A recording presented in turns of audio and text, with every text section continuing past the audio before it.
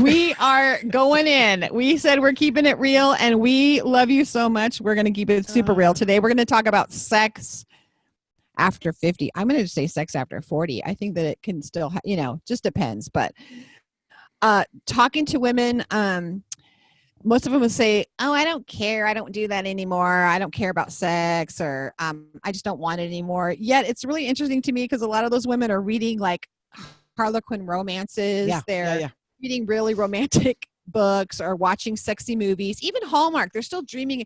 It's really for women, not all about at this time in our life, even I think in general for women, it's not all about the porn star. It's not about the hot and heavy chandelier swing and the sex. It's more about the connection. It's about the intimacy. It's about, it's about that part, right? Right. So we still want that. It's not that you may saying, oh, I don't want all, but you still want all the things. You still want the stuff that goes along with it. I don't care how old we are. I still think we want it. That's why we're watching those Hallmark shows. We go, oh, or Lifetime movies, not this crazy killer ones. I've got girlfriends that are probably in both categories, but I do have girlfriends. Again, the names shall remain nameless. That you know who you are. You know who you are if you're listening. They're 60 plus. Got a girlfriend that's 70 plus. Still loves sex. I mean, nothing wrong with that. So it's kind of like, okay, let's be real. Darlene doesn't have a partner right now. Darlene could care less about sex. And I got girlfriends that go, really? You don't want to have sex? I didn't say that. But do I have this desire like I used to? And I think everyone's different. I mean, I think the more you have sex, the more you want sex. If it's good. I mean, if you're in a good place, and the less you have it, you don't need it. The less you need it. It's kind of God. But we want did the that. intimacy. So can you imagine? Yeah. Can you imagine if you really wanted it and you didn't have someone, you weren't, that would be horrible. Like, I think God's grace is bigger than that. So, it doesn't have to be about the intercourse. It could just be about the romance and bringing passion and happy back into a relationship. So I was checking out some stuff on AARP because, that's our resident expert for what is normal. And I use my air quotes, normal here, and what they say. So they said a couple, they went through asking questions. So I'm going to just say, it says, one of the questions, do you kiss or hug your partner in public? It was really interesting. 32% of men say no, and 48% of women say no. How do you feel about PDA, public displays of affection? What do you think? If you can't with the person that you are a partner with, my theory is, why not? Yeah. Now, I don't like it when it's like I don't care what age get a room. Get a room. Get a room. Right, but, right. Holding hands, a kiss on the cheek, a kiss on even the mouth. Please, if somebody doesn't love me that much or like me to be around, then what are we doing? Right. 68% of the people who keep their hands off, if they have a hands-off policy in public, no PDA, 68% of those people are unhappy. Makes sense. Or only slightly happy with their mates. Sense. But 73% of the happiest couples indulge in PDA. So here's a tip. Don't hold back. Who cares if your neighbors are watching you guys hugging in the backyard, or if you're out for a walk that you're holding hands, or that you're touching, you're rubbing your leg, your partner's leg at dinner. Who cares? Just you watch, just add a couple little things, what's going to happen. So another question, it says, have you given up an important part of yourself to keep your relationship together? This isn't going to all be about sex, by the way, but it does all equal some things. Are you feeling like you gave up some important things, like something that was really important and you feel like you gave it up for the relationship? 29, almost 30% of people in relationships for a year, just a year or less, say they did. That's a third, almost a third of people in a relationship. I did. Yeah. I've had a few relationships, and I will admit to publicly saying I did give up a part of myself, and not just the power. There's a compromise, and then there's okay, I'll give this up for you. Right. But what happens is, you don't feel as confident. No. And then you feel less sexy. If you're not doing that, you feel less sexy. And if you feel less sexy, you're not going to want to have sex. You're not going to want to be intimate, right? Almost half of the people in relationships over 21 years say that they did. They had given up something of themselves. So here's a tip. Happy partners encourage each other's passions and hobbies and ambitions. So take a minute and sit back at some of your core hopes and dreams, and together make it a fun project. Support each other. Like ask your mate, what did you give up? to be with me, or that you, a passion of yours, or just what is something that you'd like to wish you were still doing, or you used to love doing that you don't do anymore because you're with me? And you might be shocked that if you, like we talked before, like my husband rode a Harley. I would think I'd be scared to death of that, but I did it because I wanted to be with him. And I know women who their husbands are all about, like, say, football, and they hate it. So their husbands have maybe given up that a little bit for their wives. I encourage women, if they have sports husbands, take your husband's favorite team and find some players on the team, pick just a few, and go, like, find out some information about them, personal information. This is what I did. So I found out, like, the quarterback's mother had cancer. And so, and then his children did this and this. So then when I was watching him, I was super excited for him because it was like he was my friend. Go, yay! Nice. And I would look for those players, just those 2 or 3 players, and I was rooting them on like they were my friends because I wanted them to do really well. And I didn't get the game. I didn't have to learn the game. I didn't have to learn any of the things. But if you, it's a really good way for you to kind of, you can do that with anything, because we really like to know the details, right? Of maybe their family. Yeah. Like, what's their family like? Is he married, or what's his, if he's not married, well, who's his mom? Is he a good son? Oh, he bought his mom a house. Oh, look at him. I want him to win so he can buy her more stuff. Yay. Right? And wait, but don't interject that in the middle of the football game, because your husband or spouse is like, shut up, Bertha, I want to watch the game. So, exactly. But in your mind, you're like, yay. And he thinks you're excited. It's a win-win for everybody. I tell you, I like that. You don't That's even really know. Cute. Yeah, just little funny things you could do. Just find a way, find a strategy, pray for a strategy on how you can encourage them. And some of the stuff they used to do, and the same for you, how you can make it fun for them. And you guys, like, I really love musical theater, or I love going to musicals and stuff. And I kind of stopped because my husband doesn't really care for it. But then I'm like, wait, he would go. So I need to still go and do that, or go with my girlfriends that I know love it. But anyway. Yeah, either way. This was a really interesting one to me, and I don't really know how it applies, but I had to throw it in. Have you ever read your partner's emails? I'm taking the fifth. 39% say yes. Well, that they took a little sneak peek. And it's interesting, the same percent was for happy and unhappy relationships. So it didn't really make a difference in the relationship. Okay. So, I only read it when I was unhappy, I'll be honest with you. Yeah, I think that's what happens when you feel like something's going on and you're trying to find out what's happening. You're having to play detective. But the thing is, just think, a tip is that, are you sure you really want to go there? Because it if it would make you feel violated, would you, would you want them to do? You wouldn't want them to do it. And I'm not saying you got something to hide, but at the same time, it's like, that's mine. Why you in my mail? Why you in my stuff? Yeah. If you want to share it with them, that's different, Totally. Yeah. We don't, my husband and I don't do that. He doesn't go in my purse. I don't go in his wallet. It's the respect. If I have to do all that, we shouldn't be together. Okay. Here's back to sex. How often do you hold hands?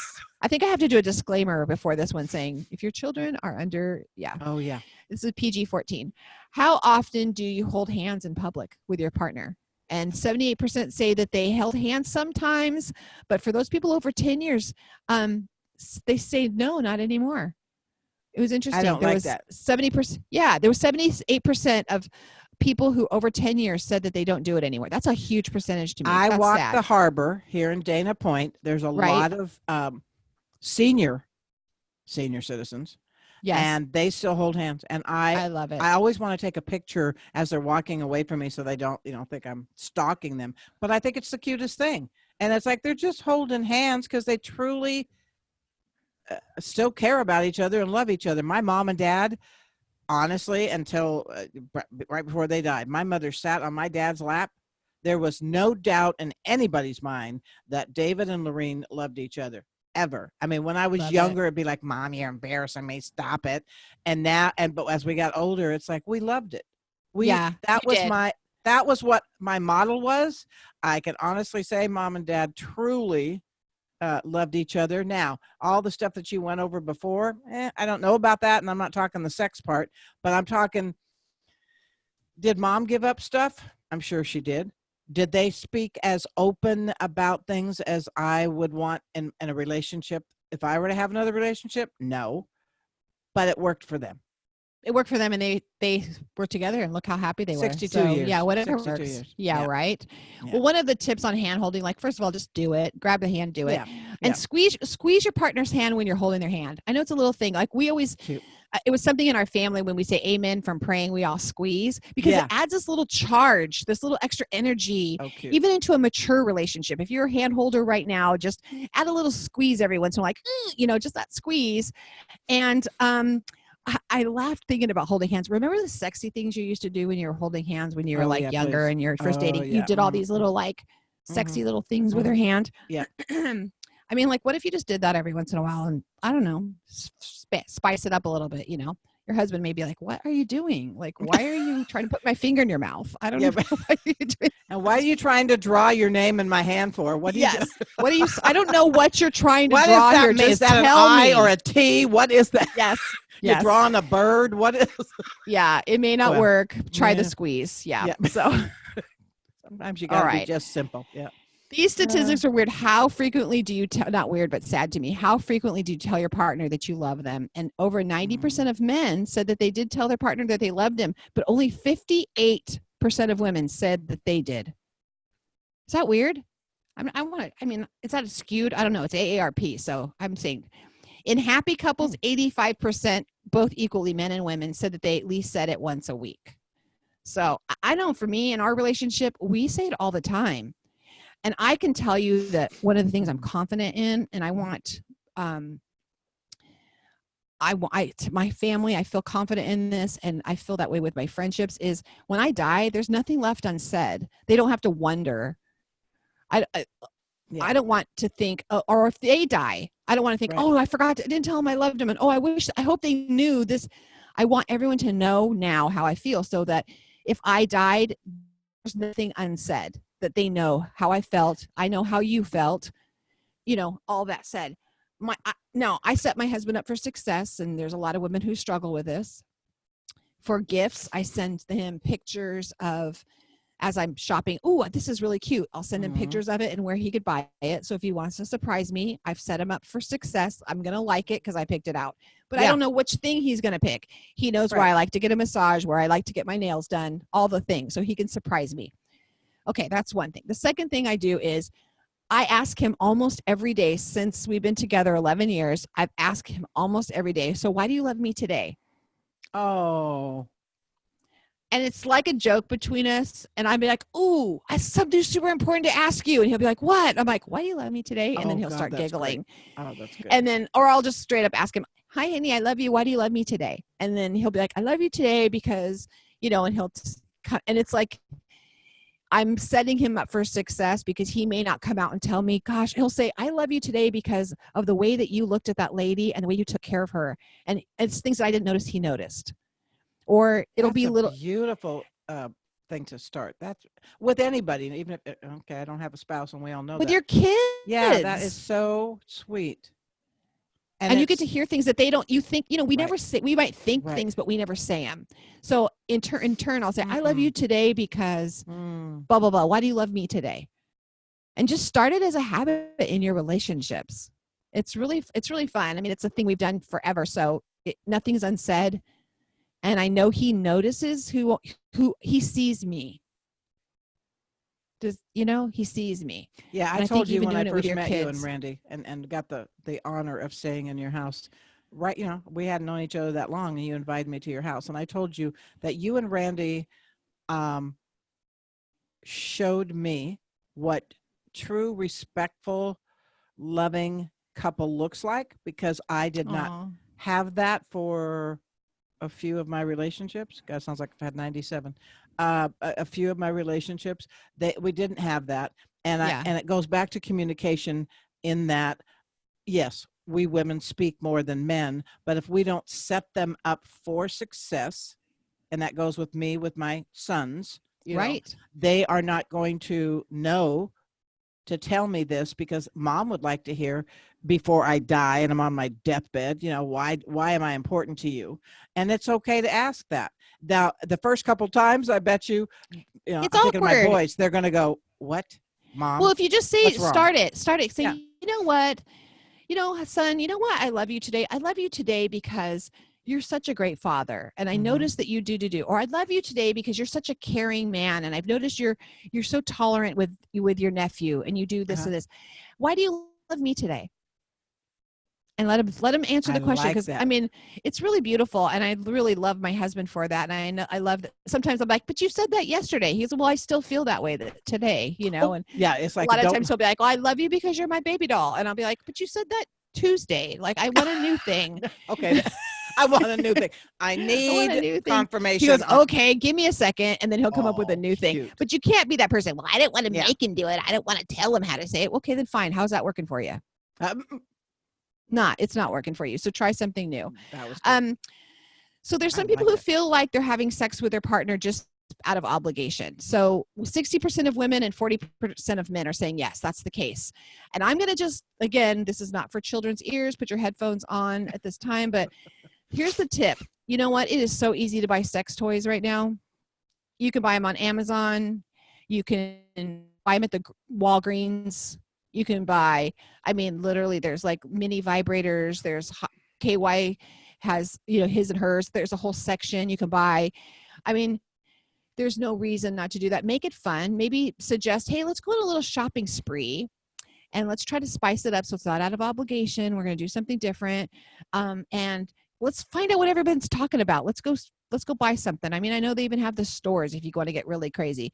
But even if you just go to the Walgreens and it's going to be tasteful, then do it that way. Whatever. But just kind of help spice it up, especially if you have parts that might not be functioning very well and you might need it. Go ahead, sister. All I can think of is all I can think of is the woman at Walmart. Price check on aisle 4. Price check. How much is the K-Lube? The K-Lube. How much is the his and her vibrator package? Yeah. Does it come in chartreuse? Yeah. She wants to know if it's in chartreuse. Do we have one in the back? Oh, God. I need to go get a job just for a week just to make myself laugh. Oh, God. That's funny. Yeah. Yeah. Okay, so here's another one. How often do you kiss passionately? Okay, I see the stats. 38% say they don't kiss at all anymore. Yeah. Sad. What the heck is your problem? 74%. Here's where I was. 74% of the happiest couples say they still passionately kiss. Girlfriend, that's where it starts with a woman, and if they say it doesn't, then their connectors get wrong. Your motor running. Yeah. That's where it was forever with me. It's like, that was my thing. Deal breaker. If you don't kiss well. Yes. I remember this guy I wanted in high school so bad. I not wanted him like that. I just wanted to be his girlfriend. I wasn't doing anything. I was still a virgin in high school. So I couldn't believe it. I finally got a date with this guy. We went to the movie. He kissed me and I was like, ugh, that'll be the last time we ever go out. And a good looking guy. I saw him on somebody's Facebook post lately and I'm like, I should have gone to the reunion just to say, dude, you're still a good looking man. I hope you kiss better now than you did when you were 17. That's so funny. He probably would have said, and who are you? It's like, oh, never mind. I mean, if everyone's going to be like, I mean, my husband and I have our own things that are not, we have our struggles, but I mean, this is, I remember, and I still do, he will just hold my face, or do, and it's just that whole thing. And just, he was just the best kisser. I'm like, you're in.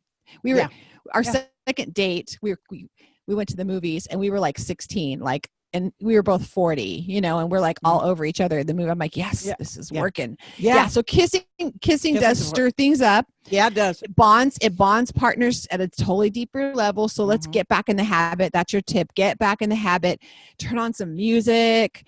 Maybe grab them for a quick little dance. Maybe a massage. Just do something different. Just get to where you're passionate. Kissing again. Do it again. Get to the kissing, not just the good night. Oh yeah, please. Yeah. And then you're done. Yeah. No. Yeah. That's what grandma, grandpa, and Aunt Heloise. Yeah. Not those kind of kisses. Date nights. So I'm going to move on to date nights. How often do you have a date night? 32% say that they never or rarely do.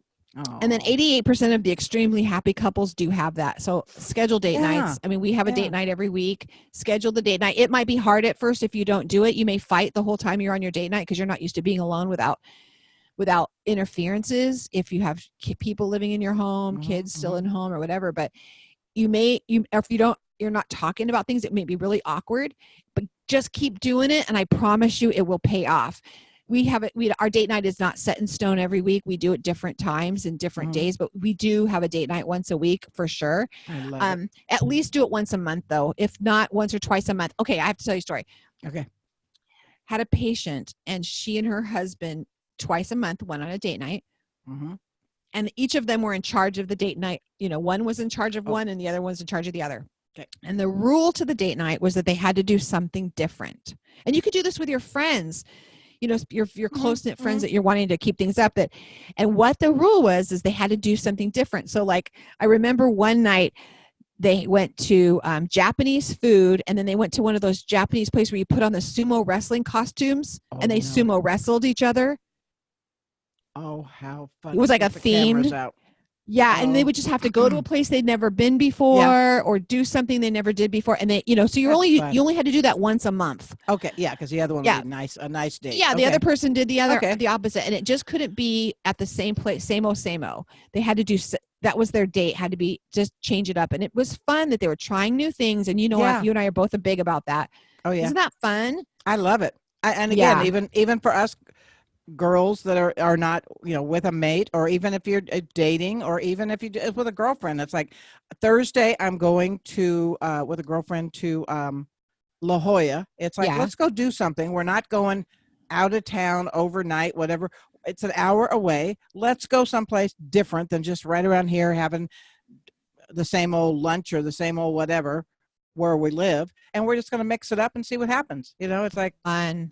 If you don't do that to your brain, Remind me to tell you this little place. Michelle and I go there all the time to eat. We always meet there. And then we go to at La Jolla to the university, across from University Town Centers, to my sister's closet. It's a consignment store. You've told me about that. Oh my gosh. It's in always want. Yeah. Okay. Yeah. That's it's right across the street from University Town Center, called my sister's closet. And then we have we have lunch on the cliffs over there this place we always go. So anyway, I'll send that to you, but thank you. So let's see. We're almost done, I promise. How often do you tell your partner how hot or sexy or beautiful or handsome that they are? 47% of women, 55% of men say, yay, we do that. So I'm just going to say, you know what? The more praise you give, the more happiness you get. The more, and if you're doing it, they'll give it back. And I'm sorry, women, there's a word that in Hebrew, the man is the ish and the woman is the isha. And that all you do is add an H at the end of it, which is a hey in Hebrew. And what it means is that you're opening a tent flap to allow the revelation, you're allowing things to come in. It's your job to get things stirred up and going, and stop saying, well, I don't want to be the one instigating everything. But you know what happens if you're the one doing it and you're showing them this, they will come along. They'll come along. It'll happen. I know they were. And I'm really big about not just about telling them how hot they are, how good, sometimes when I ask Randy, why do you love me today? And he's like, 'cause you're so hot, he'll do, that might be one of the reasons one day, but the big thing that is really cool about not just telling your husband, oh, you're sexy or you're hot. You know what the word they love to hear most? I know what you're going to say. Respect. I learned that after 3 marriages. R word. Use the R word anytime you can. Yeah. Use the R word. On paydays, say, honey, I so respect how hard you work to bring provision for us, or that you do that. Even if you're working too, it doesn't matter. Just say that to them. You watch. I promise you. Try using the R word on something. That's their love language. Watch his face. His face will change and light up, and just You want something stirred up in your marriage? Start using the R word more often. I don't mean want something manipulative. I mean you want passion. You want life, and that's your job as the Isha, is to bring life, fresh air, fresh anointing, fresh concepts into your marriage, fresh into the tent. That's your job, to open the flap doors, open the windows, and breeze things out a little bit. Last question. How often do people make love? 31% said several times a week. 28% of couples said one time a month, or a couple times a month. 8% said one time a month, and 33% said very rare to never. And I the only thing I'm going to say to that is that we've given you all these things that we've tips and things we've heard, but if you are stirring things, it isn't just about intercourse. It's about are you being intimate? Are you spending time where it's just the two of you and you're reconnecting and you're kissing and you're holding hands and you're feeling connected? And you might be in a position where one or both of you are having struggles physically, that's not something that you could do and you're rolling your eyes saying this podcast is not for me. But it is for you because you can still do all the other things. You still can bring intimacy and connection to your marriage. Right. I heard a really cute story. This woman wanted to kill her husband because he was just driving her nuts. And he's like, I'm so done with her. Oh, wait, it's the other way around. The man wanted to kill his wife because she was a nag and she was grumpy and she was like all these things. This story could go both ways. And he was just so annoyed with her that he thought, he went talking to his dad. He goes, I can't afford to pay someone to kill her, but I can't kill her because I'll get caught. And his dad's like, well, here's what you do. I'm going to give you this powder and I just want you to put a little tiny bit of it into her food every day, just a little bit. But so that you don't ever get caught, no one knows, you need to be really kind to her. You need to be loving to her. You need to help her, like take the trash out. You need to help her, hold her hand, kiss her, take her places, just love all over her, tell her she's beautiful, do that and everything. And then when she dies, people are not going to know what's going on. So a month later, he comes running to his dad. He's like, Dad, oh my gosh, I've been doing what you said and I gave her this. Now, how do I reverse it? I don't want her to die. I love her so much. Now, what am I going to do? He's like, it's okay. It's okay. It was just a little flower. It's not going to hurt anything. And the whole point is, when you change, and that's in any relationship, that's with friends, that's within your marriage. I promise it's like, Fireproof, the movie Fireproof. Right. I was thinking of that same book. Yeah. Yeah. Fireproof. You just, that's cheat and watch the movie. I think it's on Netflix. But it's the same thing. If you change, it'll change things. If it matters, it's worth it. It really does. And moving on to the next thing, you're still going to be in the relationship. So go out with a bang and do your very best and do all the things that are bringing positive love energy into your marriage. And at least then you can say, I did it all. And, it wasn't the right thing, but I promise you, I think more times than not, way, way more times than not, you do all that. You're the one who really needed to change, and it changed everything. That's good. That's good preaching right there, girlfriend. Preach it. Yeah. So we just ask for an anointing on relationships and couples right now. And we thank you for that. And we just thank you for giving us your time. We sure love you guys, and go hold hands and kiss and make your kids sick. Yeah. We love you. Love you for real.